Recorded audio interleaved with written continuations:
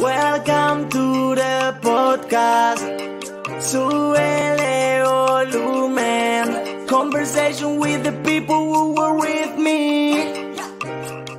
In the world TV. Carlos tonight. Historias de un reportero. Carlos tonight.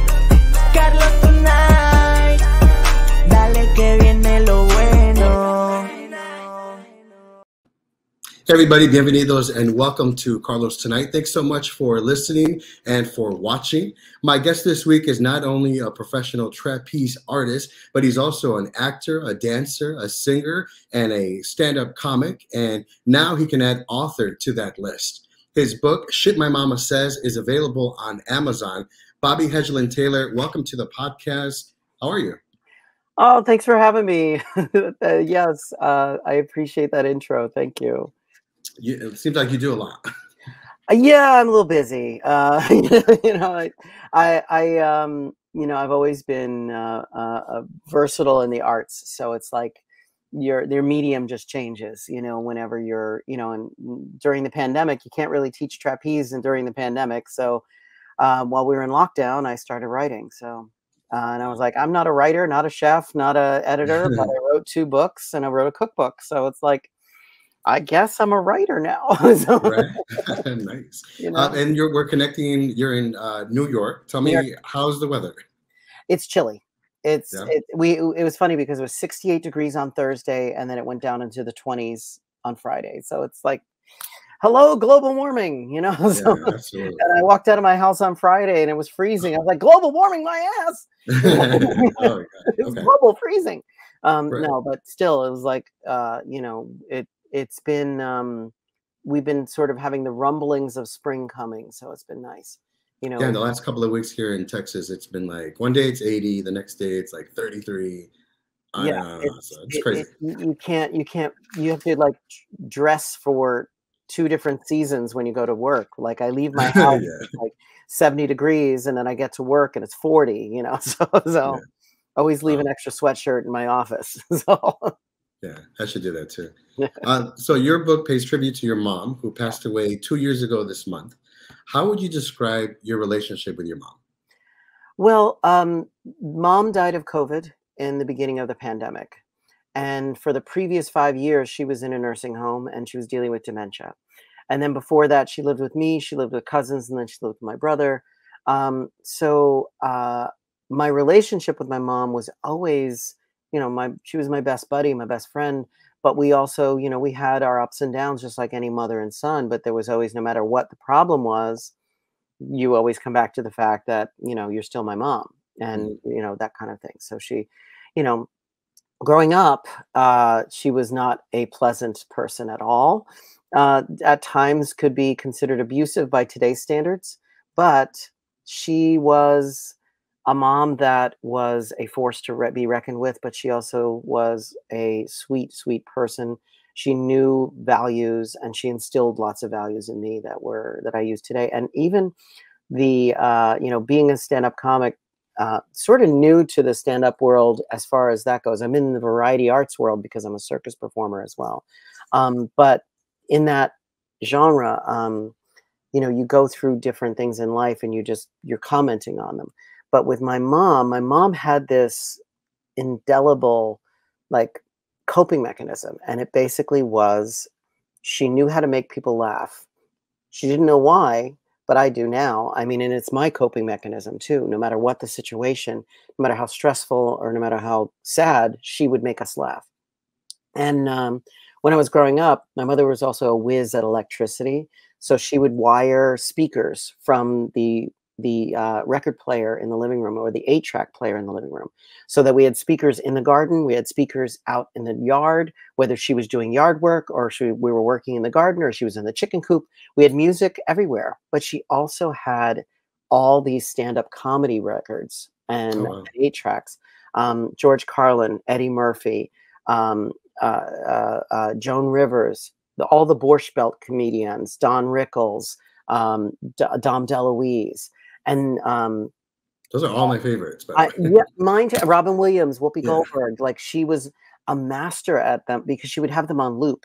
We had the newfangled record player that would keep playing the same thing, and it had this automatic arm that would just keep replaying. And then we got the 8-track, that the 8-track you could keep it on loop, so she could just keep playing it over and over and over again.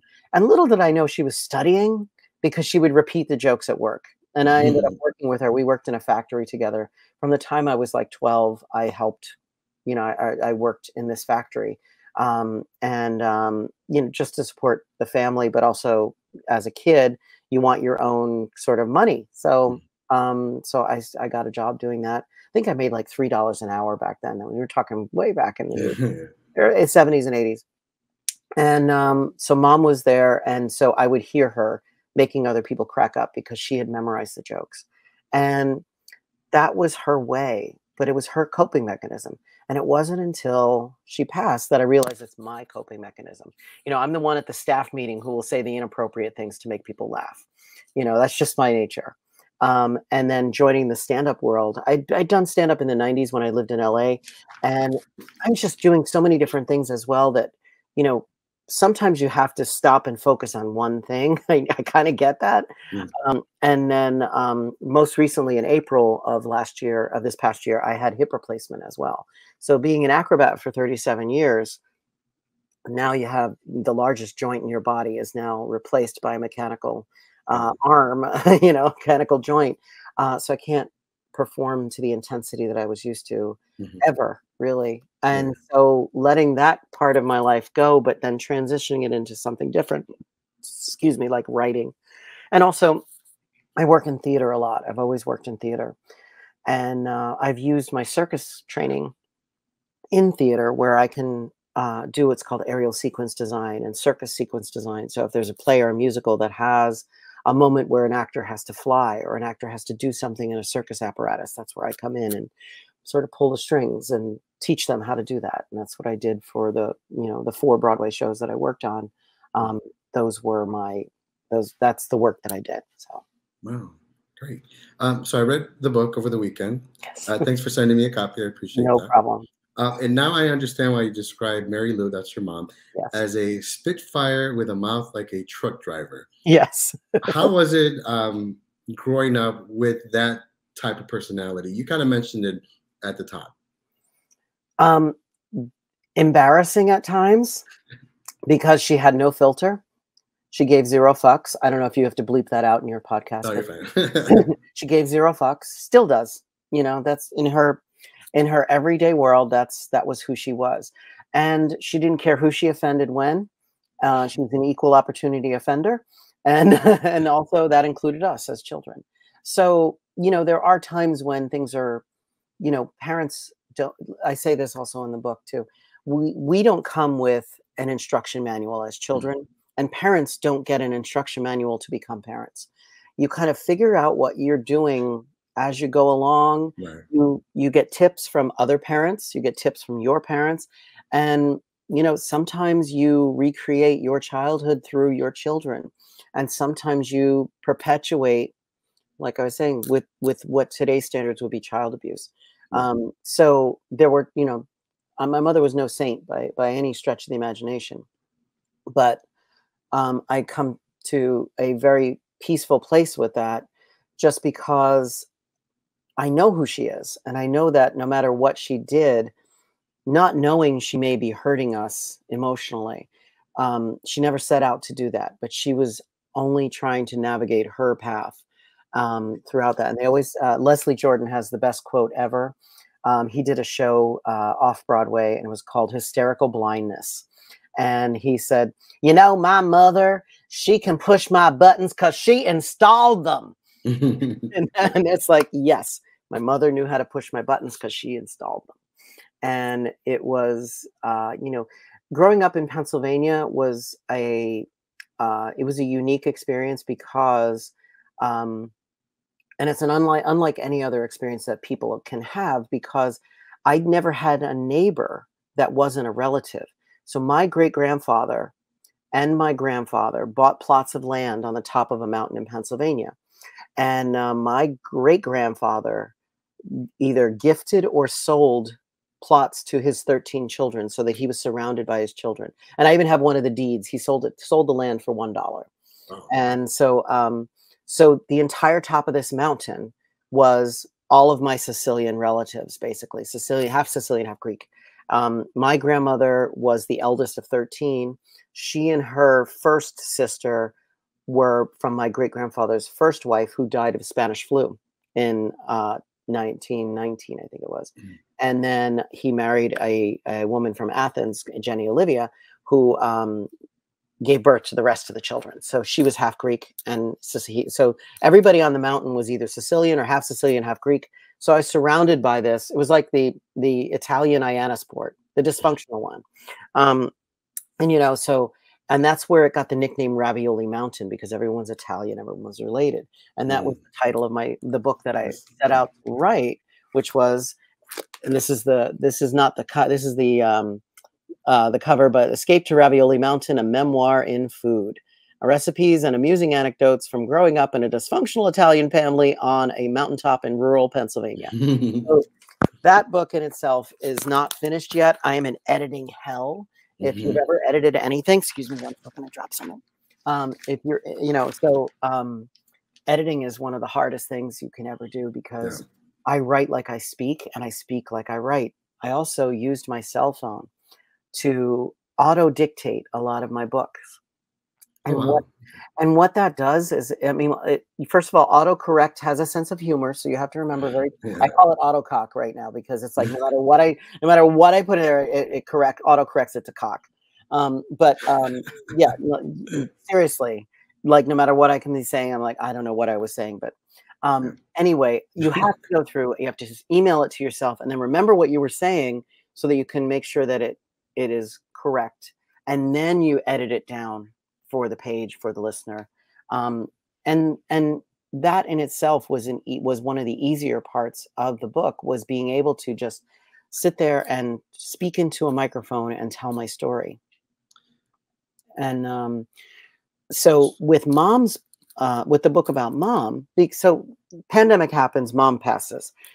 I start writing Escape to Ravioli Mountain because I'm getting flooded by these backstories, these stories of my first words, stories of when, you know, when I was on the road with the circus and talking to my grandmother because my dog had been attacked by a groundhog, you know, like all these crazy stories that were coming back to me all at once, which is like floodgates.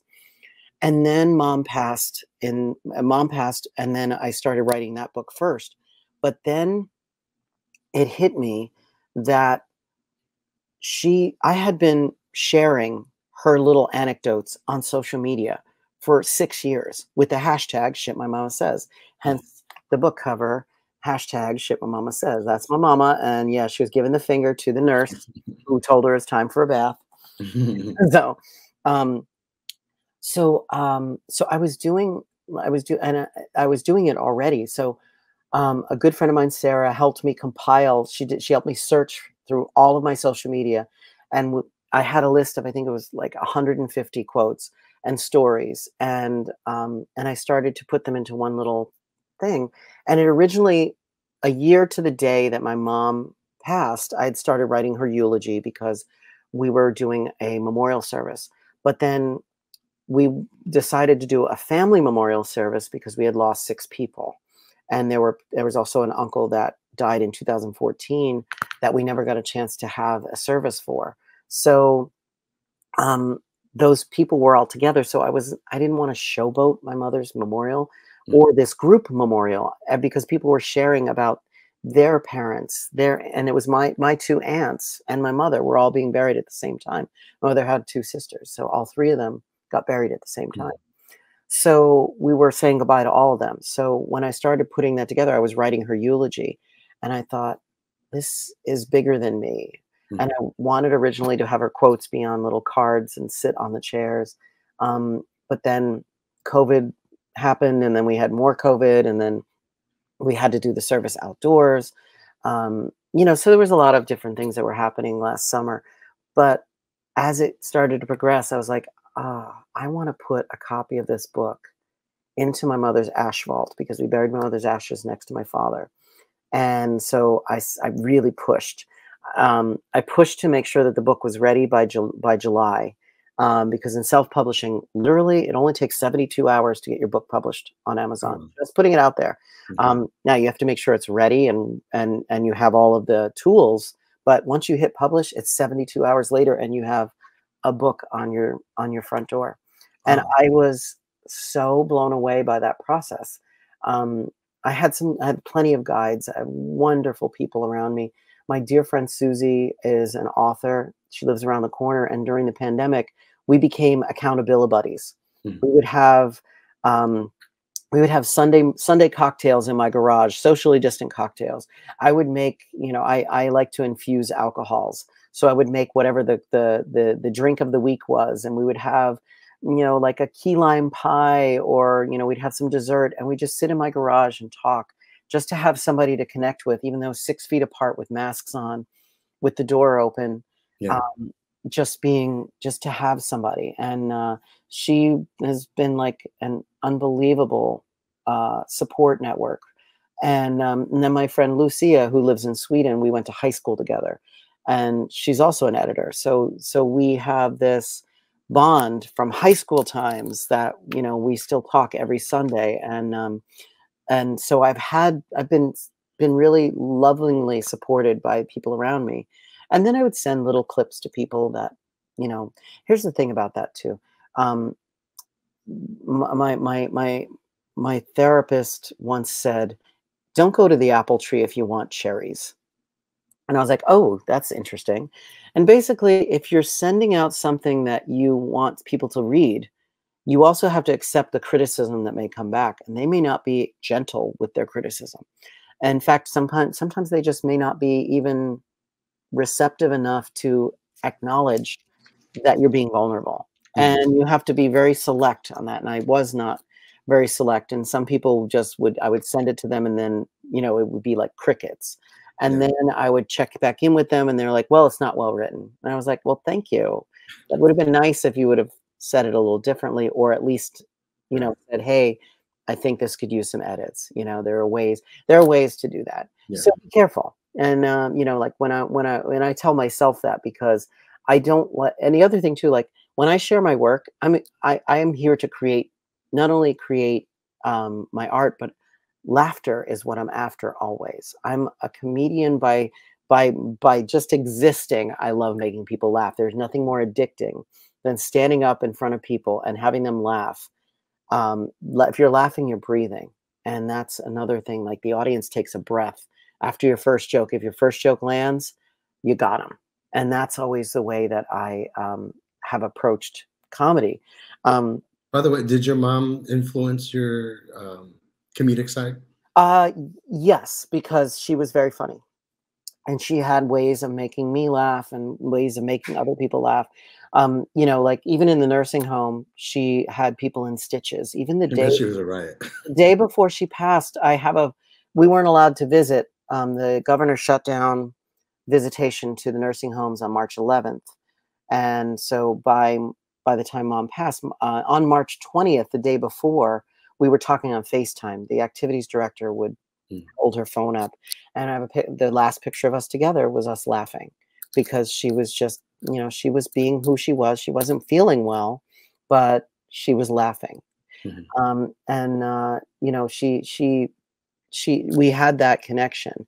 And yeah, she always had ways to make me laugh, and vice versa. And she always came out, there was always some saying. I even added a saying to the book that wasn't in the original version, just because I totally forgot when I was cooking one day. And so, you never know what was going to come out of her mouth, Right. and even as you've read the book, some of the quotes are about body parts, and her nicknames for those body parts, and things like that. So Yeah. I know two things about Mary Lou. Mhm. Chocolate gave her the shits, Yeah. and she loved talking about her bug, which is Mhm. her vagina. What are some other things you want people to know about her? Well, as a mom, okay, some people set out to be computer technician and then become a parent. Some people set out to be stand-up comic and then become a parent. Some people set out to be a writer and then become a parent. Right. My mom set out to be a parent. Mhm. She set out, all she wanted to do was be a mom. And because she wasn't able to have children, in the very, very beginning of the late 50s, early 60s, they found out that she had what was called an infantile uterus. So she wasn't able to develop, she never had a period, so she never was able to develop eggs. But she was part of, I guess, one of the very first hormonal treatments that helped her uterus grow. And then she got one period. I know that we're talking about my mother's personal life, but hey, she got one period. She got pregnant with my brother. She had my brother. She got her second period, got pregnant with me, and then had her tubes tied. So the woman, when it comes down to your menstrual cycle, she hit the jackpot there. She had 2 periods, 2 kids, and that was it. She was done. Wow. So she set out, her goal was, I want to be a mother. And of the three of them, the 3 sisters, my mother was the last to have children, because my other aunts had been, popping them out since the 50s, Yeah. So when we came along, we were 60s kids.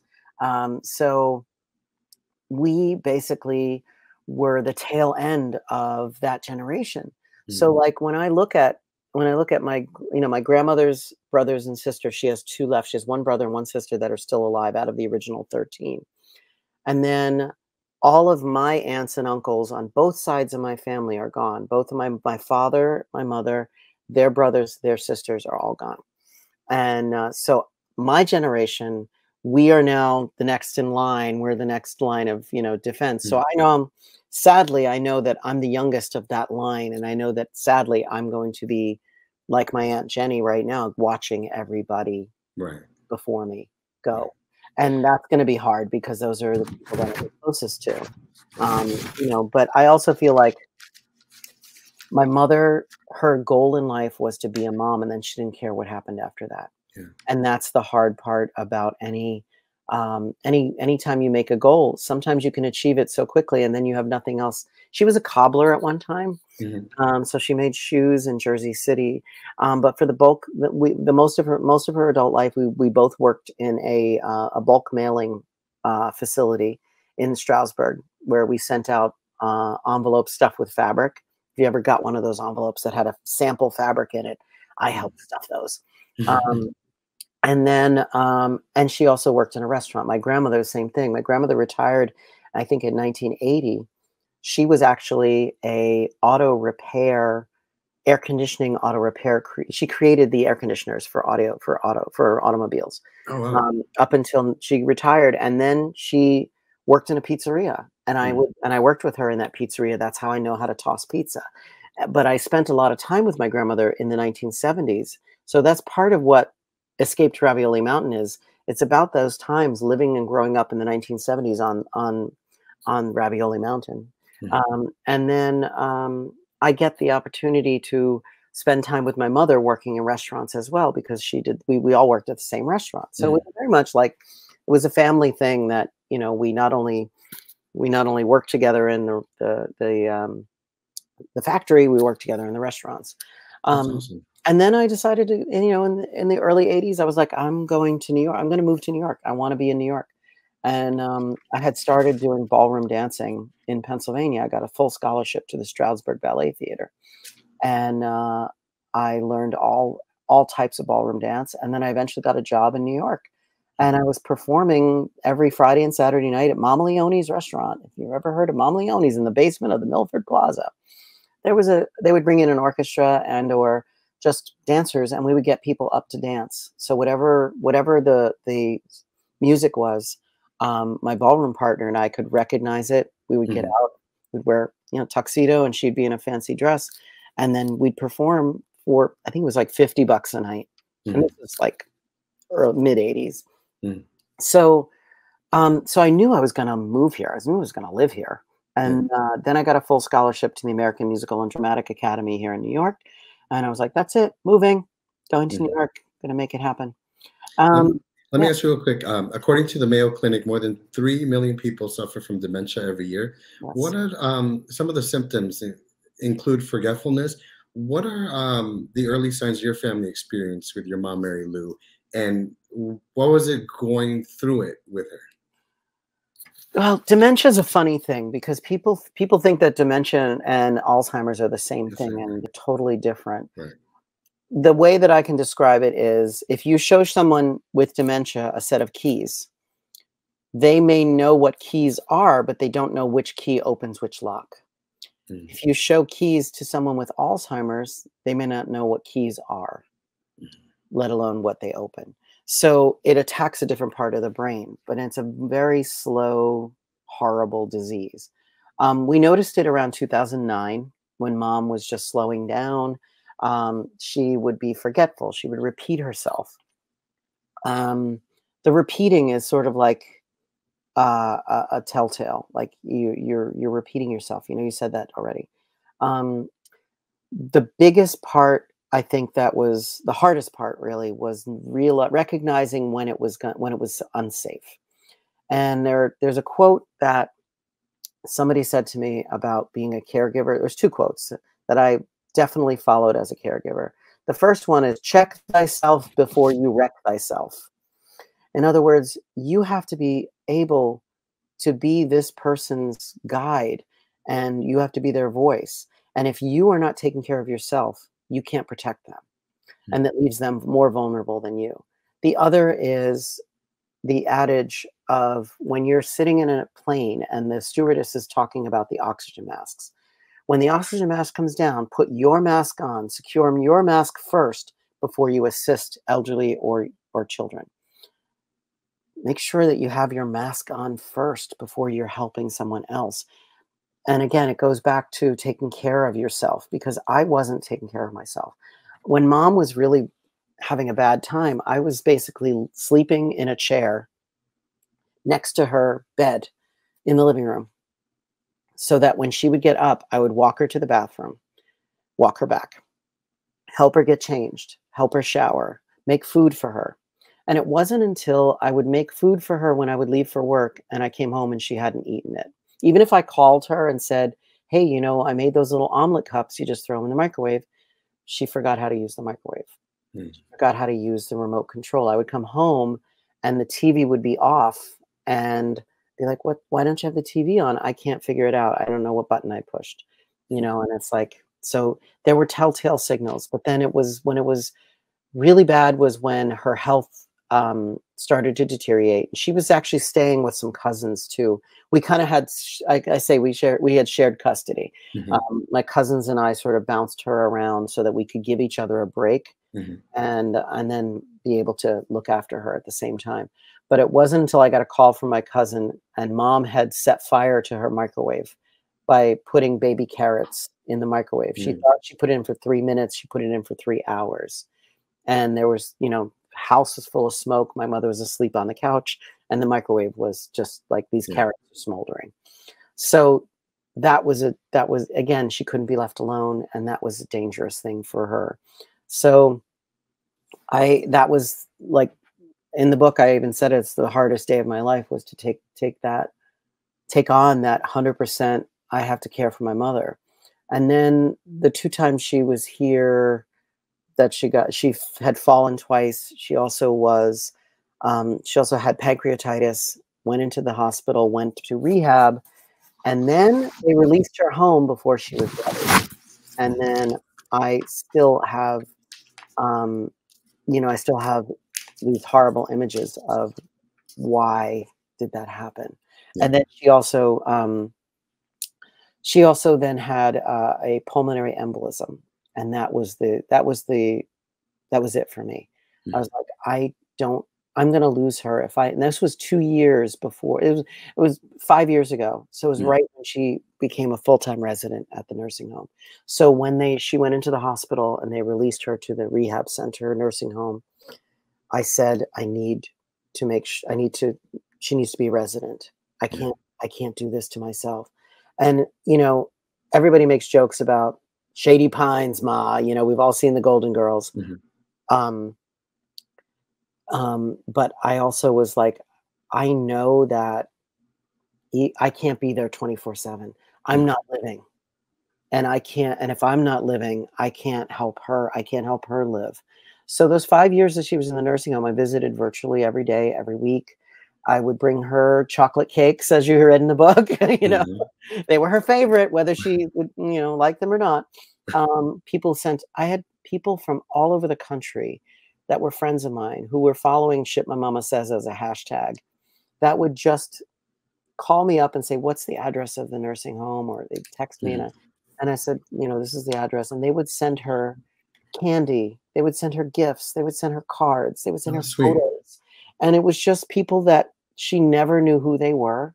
She was like, "Who is this guy Durwood from Atlanta?" And it was a friend of mine who just sent her a card saying, "Hey, I'm friends with Bobby. He was telling me you're in the nursing home. I hope you're doing well. I hope you get better." Somebody sent her a miniature Christmas tree. Somebody sent Wow. flowers. So it was like every week we would have my Something friend new. Kelly sent pictures, and the best was one of my friends, Marissa, sent her um, a journal, but also sent her blank cards so that she could write to Marissa. So we Mhm. would do that together. We would write a letter to Marissa and put it in the card, and then and send it off. And then the other thing was Marissa would send her markers and coloring pages because she loves coloring, and they did a lot of art in the nursing Mhm. home as well.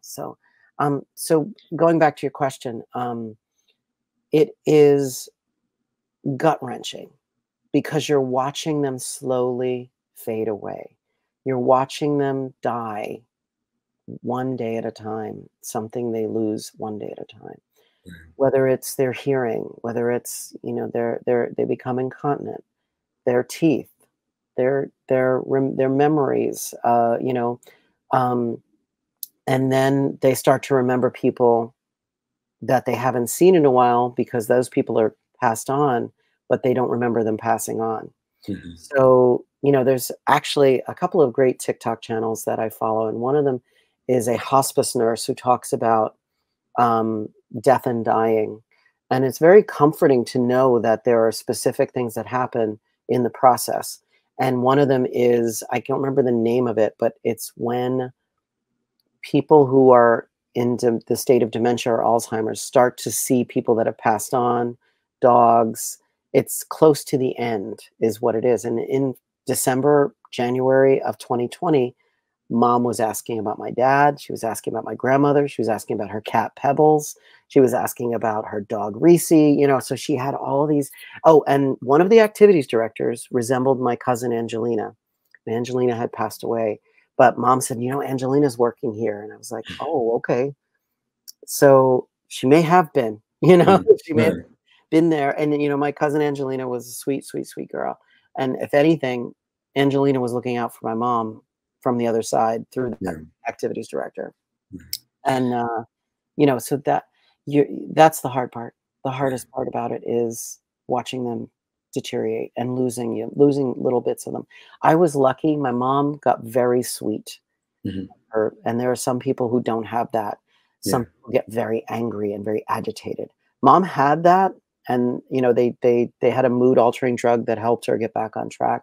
Mhm. But thankfully, I didn't have to deal with that type of a personality coming back at me when I'm just trying to help. And that's the other thing that's really hard for some caregivers is Yeah. accepting the actual what is this person actually going through and why are they so agitated and how can I get them back?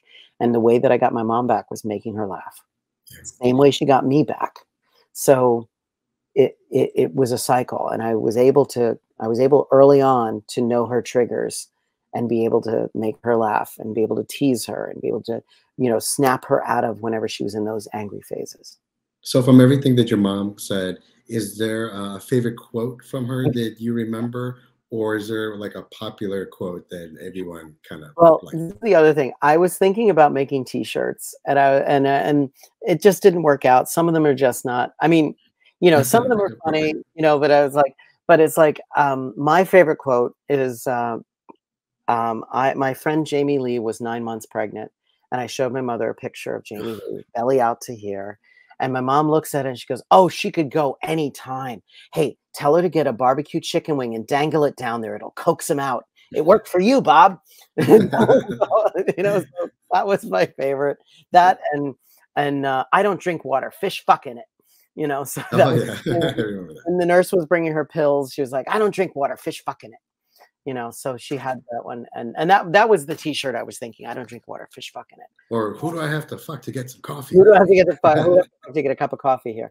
Yeah, she had so many, and I'm sure I'm missing a couple because like I literally like would write them down. I still have them in the notes section of my phone because she would just randomly spout out things, and you know, and you know, she just gave zero fucks. Yeah. Gave zero fucks. She didn't Yeah, care. I think I read somewhere where you described her as Sophia Petrillo on steroids. Is that right? Actually, that was a review from on Amazon. One of the Oh, that's what I said. Okay. yeah. So I'm like, so I've been blessed with amazing reviews on Amazon. So here's the thing. Amazon reviews, and anybody who has my book, please out there, please go to the Amazon page, even if you didn't buy it on Amazon, because I've sold it personally, I've sold it at book fairs, I had my first consignment in Indiana. So I'm excited about, you know, if anybody who has my book, go to Amazon, write a review. So one of my favorite reviews is this fabulous woman is like Sophia Petrillo on steroids, and that was because my grandmother was Sophia Petrillo. My grandmother had, so there should actually be another book or like a little annex to this book called Shit My Grandma Said, because my grandmother had a way with words as well. And there's like hundreds of times where I was like, oh my God, I should have been writing this down, because my grandmother had the same potty mouth as mom. You know, the apple doesn't fall far from the tree. Excuse me. And oh, let me see. Oh, so here's a classic example. So my grandmother and I used to go food shopping together. She almost got arrested because we were in the olive oil aisle. And when you're selecting olive oil, you open it up, you put a drop in your hand, you rub your hands together and smell it. And if you smell that green, rich olive flavor scent, then you buy that bottle.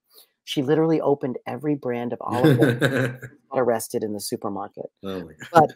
But she also was the type of a grandma that there was company toilet paper and there was everyday toilet paper. So when the company was there, the toilet paper was powder blue. When there was no company there, it was white. So she was buying both types of toilet paper. And then she looks at her receipt before, and she's like, why are you taxing the blue toilet paper, not the white toilet paper? And the girl behind the desk was like, oh no, the colored toilet paper requires a luxury tax. My grandmother stares her dead in the face and says, as if your asshole's gonna know the difference. Nice. You know, so she had you know, like she when she was teaching me how to make sauce, she was like, don't put too much salt, it'll taste like cat piss. You know, you know, so between the two of them, these are the two women that basically raised me and shaped me into the nut job that you see in front of me. No, so yeah, so there are many quotes, and I even had students, trapeze students, who were like, you should have shit Uncle Bobby says, because they call me Uncle Bobby. You know, because I've always had my own catchphrases when teaching people, you know, different ways to get into certain positions in the air. You know, I'm trying to describe what the body's supposed to do, you know, so you're working on a second book. I am. That you mentioned earlier, Escape to Ravioli Mountain, a memoir in food. Yes. What can we expect from that book? Well, there are 146 recipes. There are, I would say, 36 stories about my family growing up. This is one of the family photos. That's, that's my mother, my grandmother, and all 13 of her brothers and sisters. That is wedding anniversary for my great grandpa in 1960, I think it was. This is my great grandma. This is my great grandma. In the middle there, that is Elsie Spituzzi. And she was born in Sicily, and she is the mother of my grandmother and her first sister, Beatrice. And then she died of the Spanish flu in 1919. And ironically, my mother died of COVID. So very strange finding all that out. But it's like opening a photo album. Like if you go to somebody's house and you open a photo album, you're like, what is this? What is this picture? Yeah. And then there's food in those pictures. It's like, oh, that's my recipe for salmon with blood oranges and fennel, or that's my recipe for shrimp salad with fennel, or that's my recipe for you know, my lasagna, or my baked ziti, or what's that? That looks like something different. Oh, that's my gluten-free baked ziti for people who can't have gluten. So it's like opening a photo album and having one of the things my mother taught me is that if anybody comes to my house and goes away from my table hungry, it's their own damn fault. And she would, even if she knew somebody had dietary issues, she would have something for them, no matter what it was. Even if she would have to get something and make it for them specifically, she always did that. So whenever I have people over and I know they're gluten-free, dairy-free, vegan, vegetarian, you know, whatever, pescatarian, whatever it is, I make sure that I have options for those people. And, you know, I realized this, a lot of people were doing the Atkins diet not so long ago, so they couldn't eat a lot of the carbs that so I had specific things put out for them. I made a quinoa bar for all the vegetarian and vegans so that they could have a bowl of quinoa with all these roasted vegetables. So, and chapter 2 is called Antipasto, and auntie spelled Auntie, because all of my aunts were the queens of the antipasto platter. So the stories that go along with that, and then how to create your own antipasto platter for everybody. I created a vegan antipasto platter. I created a regular, and every single recipe in the book that has meat in it has a vegetarian or vegan option within reason. I mean, there's some that you just, you know, if you're looking to cook steak, there's not much you can do with unless you're doing a cauliflower steak or a portobello mushroom, something like that. So for me, like any type of meal or a certain type of meal would kind of give me a flashback to my childhood or like a situation I was in. Is there a meal that kind of reminds you of your mom or a certain situation between the two of you? There are two. First of all, my mom and I was just talking to my friend Lucia about this. My mom and I would have, in the spring, we would make sausage and passata on the same day. Now, passata is nothing more than tomato puree, but my mother loved her gadgets, and she just bought in this brand new gadget that takes the peel and the skins, or the skins and the seeds off of the tomato and just gives you pure tomato puree. Normally, we would boil the tomatoes, shock them in ice water, peel them, press them through a sieve, and then throw away the seeds and the skins. That takes hours, and we would do that together on Saturdays in my grandmother's garage. My grandmother also had a turn of the century sausage machine, and it was one of these big iron crank things, and we'd make our own sausage. And then they would argue about how much fennel to put in. But the meals, the two meals, one with my mother and one with my grandmother. The one with my mother was a master at eating economically. So eating on a dime in the 1970s, my mother could do. And it was one of the simplest recipes, and I've updated it since. But it was cartwheel pasta with peas, garlic, and Parmesan. Very simple recipe. And then I updated it for the 2000s, where you make homemade orecchietti. And yeah, I spoke just like Giada De Laurentiis. Homemade orecchietti and a cabelletta, you know, orecchietti, which is little ears, and so, and then with spring peas, and it's a white wine sauce. So I updated it. So there's the 1970s version, and then there's the updated version. And that always reminds me of my mom, because when we were kids, that was like the meal that we loved vegetables, we loved pasta. So it was just this, that the house would smell like garlic, and it was nothing more than a box of pasta, a can of peas, and some cheese, and we were happy. The other is my grandmother's sauce. Now, I would spend hours with my grandmother making pasta by hand and also making sauce from scratch. And the sauce would cook for sometimes 3 days. And a lot of times we would have the sauce on Saturday night. And then on Sunday morning, she would make eggs in purgatory, which is basically like an Italian version of shakshuka, which is you poach the eggs in the sauce from the day before. But on Saturdays, that's when we'd have the family together and there would be this huge bowl of pasta. But no matter what the meat items were, my grandmother had one secret. I'll tell you the secret. You don't have to buy the book for this one. She had a big double sink in the kitchen and then a stove, sometimes two stoves, depending on, a lot of Italian kitchens, you have two kitchens. I don't know why. I only use one. But in between the sink and the stove was a yardstick. She'd pull the yardstick out, put it on the cutting board. She'd take a big slab of pepperoni and cut exactly 4 inches. Exactly 4 inches of pepperoni, take the skin off, and put that in the bottom of the pot before she even put onions, garlic, nothing, before she started her sauce. And that pepperoni would melt into the sauce. And overnight, the entire sauce would just begin to take on that flavor. And all of those spices would leach out into the sauce. And that was the smell that I still like.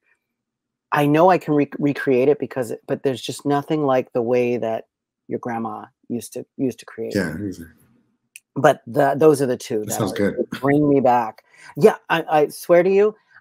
So here's the other thing: when you live on a mountaintop in Pennsylvania, and you're poor, we were not rich, so we relied on deer meat, bear meat. We also housed our own chickens, ducks, turkey.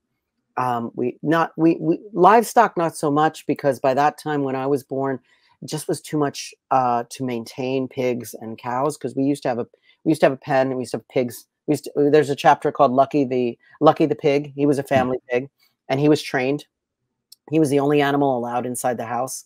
My grandmother would let him come in. He would sit in front of the fireplace and then go let himself back into the pen.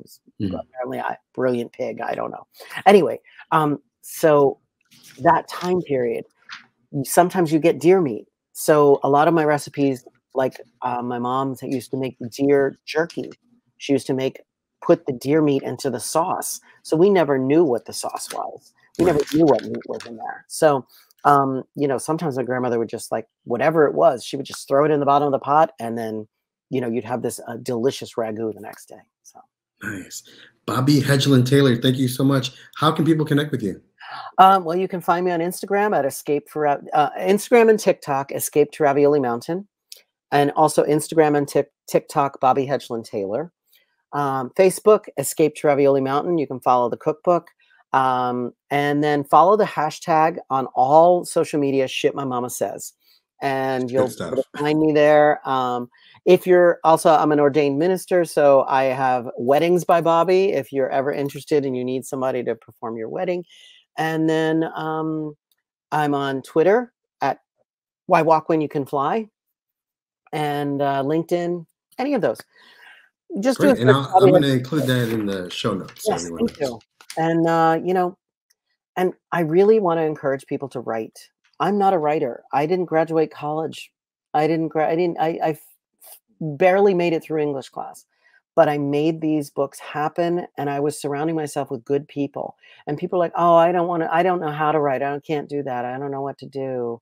I'm like, you'll find a way. My mom talks through me every day. My mother made it to 8th grade. She never graduated from high school. So she talks to me in my brain every day.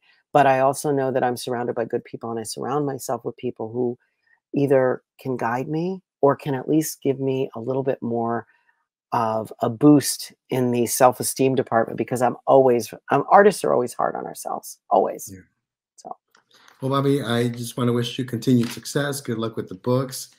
Thank you for sharing your mom with us, and good luck, and God bless you. Thank you. You too. And that's a wrap. Thanks so much for watching and for listening to this episode of Carlos Tonight. It was written and produced by yours truly, Carlos Correa. My theme was by Skin Gallus. You can check out more information on the podcast at carlostonight.com. You can also see upcoming guests and check out past episodes. That's carlostonight.com.